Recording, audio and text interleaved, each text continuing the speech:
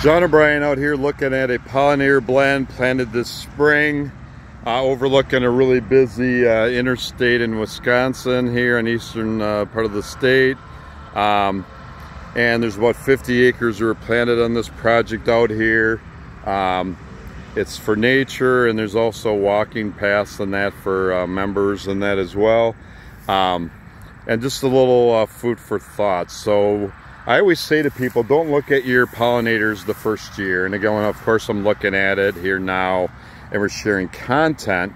But again, the key thing being patience. Patience is a virtue.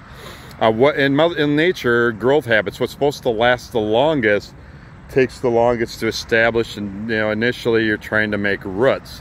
And in a lot of cases, people overlook the native grasses, pollinators are deep rooted. That's how they survive with the fluctuating things that Mother Nature throws at us. So, and again, in a lot of programs, we use a nurse crop. Typically, it's about 32 ounces of oats per acre. You can maybe spot a few oats here. And in some cases, some agencies will recommend clipping multiple times year one of establishment, and that to control weeds naturally, because you have to have a limitation on what herbicides you can use, and in most cases you can't spray most pollinator blends post-plant.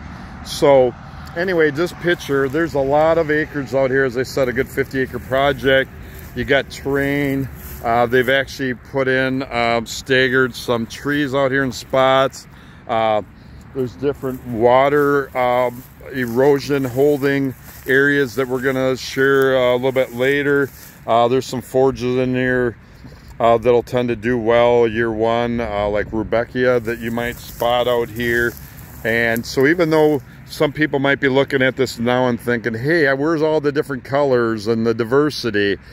And again, that's just not how these pollinators function initially. We're going to see a lot of expression on a lot more of these different forages next season.